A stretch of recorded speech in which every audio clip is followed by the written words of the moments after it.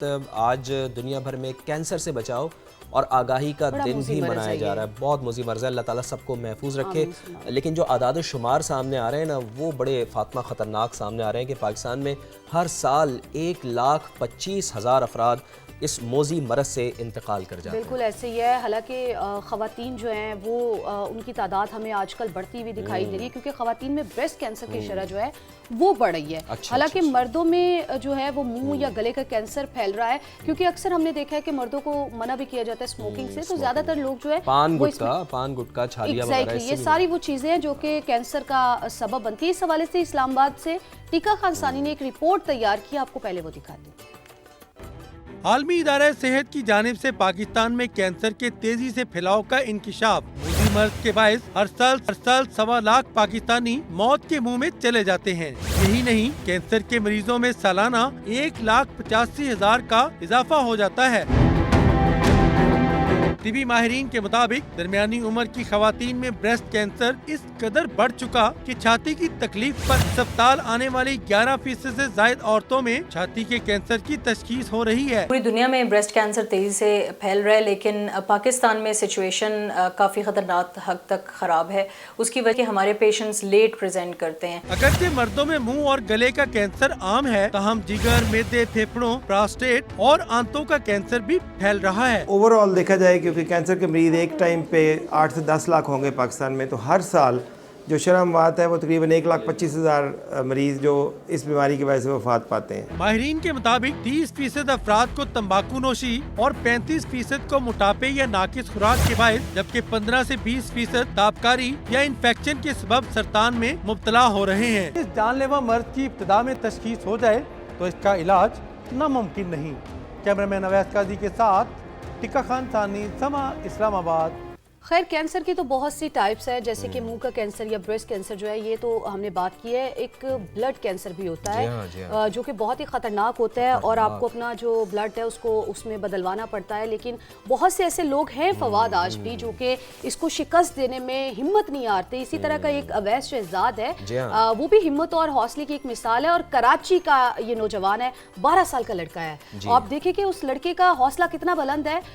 اس کو یہ مرض لاحق ہے, لیکن اس نے جو ہے نا اس کی ایک مثال قائم کی ہے. اس نے کہا کہ مجھے اللہ تعالیٰ پہ بھرپور یقین ہے, اور میں جو ہے نا اس کو انشاءاللہ تعالیٰ شکست دوں گا اور بھرپور ایک زندگی گزاروں گا. چونکہ جو اویس شہزاد کو کینسر کا مرض لاحق ہے, جس طرح بلڈ کینسر کے حوالے سے آپ بتا رہی تھیں, تو یہ اس کے جو نقصان دہ جراثیم ہیں وہ کبھی بھی ختم نہیں ہو سکتے. لیکن آپ بلند حوصلہ دیکھیں نا اویس شہزاد کا, چونکہ میں اویس سے خود مل چکا ہوں. بہت پیارا بچہ ہے, بہت ہی اچھا بچہ, اور ان کے والد صاحب سے بھی میں مل چکا ہوں, ندیم شہزاد سے, اور میں نے ان کی اسٹرگل دیکھی ہے. اس بچے کو جس طرح سے وہ اسپتال میں لے کے جاتے تھے, مختلف اسپتالوں میں وہ لے کے جاتے تھے, اور ایک وقت تو ایسا آیا تھا کہ ندیم شہزاد یعنی اویس کے والد جو ہے وہ بالکل مایوس ہو گئے تھے. لیکن آپ یہ دیکھیں نا کہ انہوں نے والد مایوس ہو گئے, لیکن بچہ دیکھیں وہ نہیں, ظاہر ہے اس بچے کی کنڈیشن ایسی تھی نا. لیکن آپ یہ دیکھیں نا, اللہ تعالیٰ کا قدرت کا نظام دیکھیں, اللہ تعالیٰ کا نظام دیکھیں کہ انہوں نے ہمت کی, اس مرض کو شکست دینے کی کوشش کی, اور یہی وجہ ہے کہ آج ہمیں یہ پیارا سا ننھا سا شہزادہ ہمارا اویس شہزاد اس مرض کے خلاف لڑ رہا ہے اور آگاہی بھی دیتا ہے. تو ملوا دیتے ہیں ذرا اویس شہزاد سے آپ.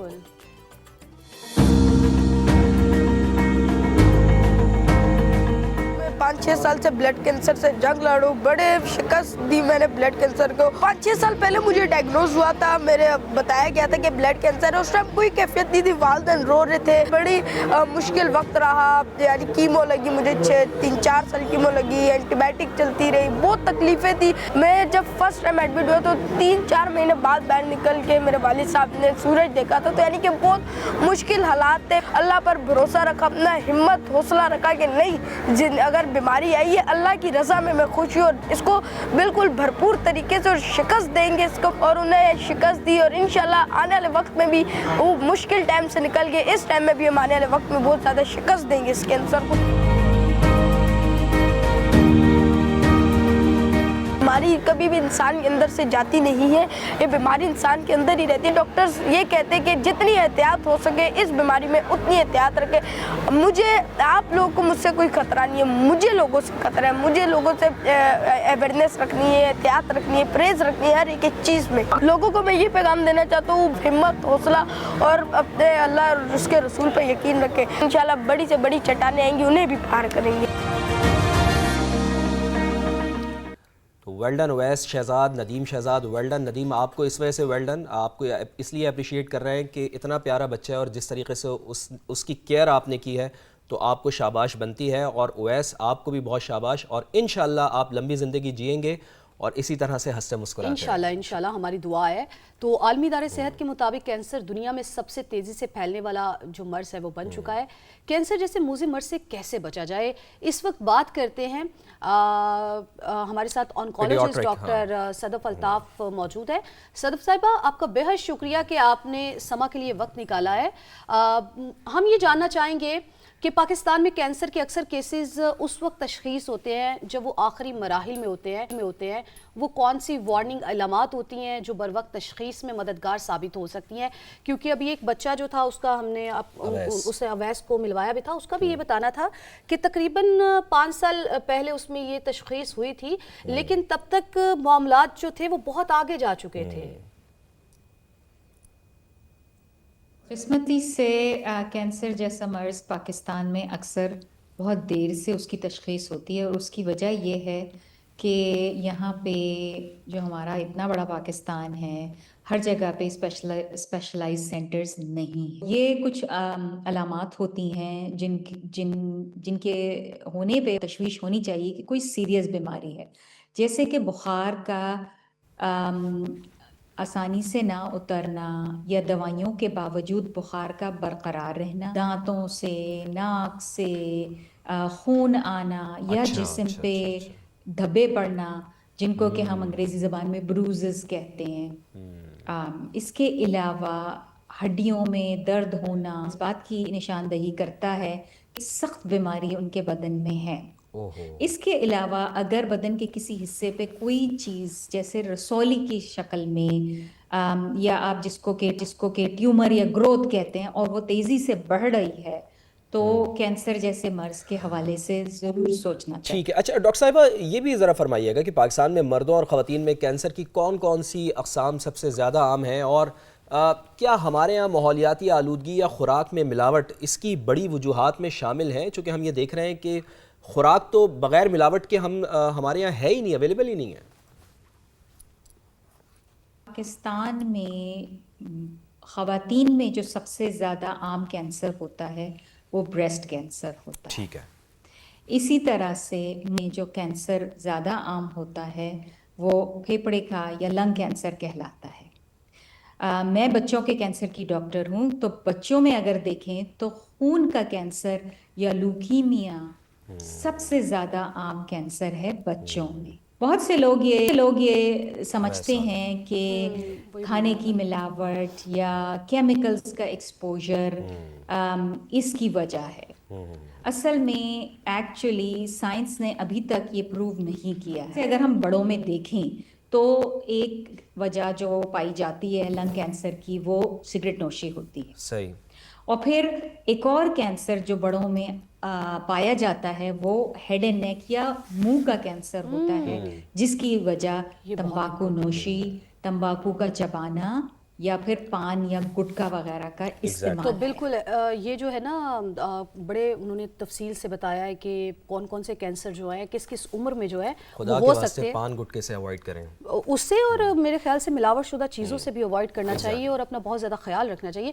تو ڈاکٹر صاحب یہ بھی بتائیے گا کہ کیا پاکستان میں عام شہریوں کے لیے کینسر کی جلد تشخیص کے لیے کوئی باقاعدہ جو ہے وہ اسکریننگ پروگرام کوئی موجود ہے؟ ایک صحت مند شخص کو کس عمر میں اور کون سے ٹیسٹ کروانے چاہیے؟ بہت اہم کوسچن ہے. ایگزیکٹلی. بڑوں کے کینسر کی بات کرتے ہیں تو جہاں تک اسکریننگ کا تعلق ہے, خواتین کے لیے بریسٹ کینسر کی اسکریننگ اب بہت آسانی سے بہت سے شہروں میں موجود ہے اور اس اسکریننگ ٹیسٹ کو میموگرام کہتے ہیں. اسی طرح سے جو ایک اور کینسر بڑوں میں پایا جاتا ہے وہ ہوتا ہے بڑی آنت کا یا کولن کینسر, کولن یا ریکٹم کینسر. تو اس کے لیے جو اسکریننگ ٹیسٹ ہوتا ہے وہ کہلاتا ہے کولونوسکوپی, یعنی کہ کیمرے کی مدد سے آنتوں کا معائنہ کرنا. تو یہ وہ دو چیزیں ہیں جو عام طور پہ کی جاتی ہیں. اچھا لیکن ڈاکٹر صاحبہ یہ بھی بتائیے گا کہ کینسر کے علاج کے حوالے سے عوام میں بہت سے خوف اور غلط فہمیاں بھی پائی جاتی ہیں, اور جدید طب میں اب کینسر کتنا قابل علاج ہو گیا, اور کیا سب سے امپورٹنٹ کویسچن ہم یہ دیکھتے ہیں کہ بہت سے لوگ کینسر سروائیور ہوتے ہیں لیکن ایک عام تاثر یہ ہے کہ وہ زیادہ جی نہیں پاتے. کیا کینسر سروائیورز مریض کی زندگی کا معیار پہلے جیسا بحال ہو سکتا ہے ڈاکٹر صاحبہ؟ کینسر کے علاج کے حوالے سے واقعی میں بہت ساری مسکنسیپشنز ہیں. پہلی چیز جو لوگ کہتے ہیں کہ بایوپسی کرانے سے کینسر بڑھ جاتا ہے یا پھیل جاتا ہے, یہ بالکل غلط ایک متھ ہے. بغیر بایوپسی کیے ہوئے کسی کینسر کی تشخیص دنیا میں کہیں نہیں ہو سکتی. بایوپسی ایک بڑا سیف ذریعہ ہے. اس کے بعد جو کینسر کے علاج کی دوائیاں ہیں ان کا نام ہوتا ہے کیمو تھراپی. کیمو تھراپی کے علاوہ اب جو جدید علاج آ رہا ہے اس کو امیونو تھراپی بھی کہتے ہیں. کینسر کے علاج کے بعد لوگ جب مکمل طور پہ صحت یاب ہو جاتے ہیں تو وہ ایک یوزفل زندگی گزار سکتے ہیں, ایک یوزفل شہری کی طرح. ٹھیک ہے, یعنی کینسر کو شکست دی جا سکتی ہے. ڈاکٹر صدف بہت بہت شکریہ ہمارے ساتھ موجود تھیں.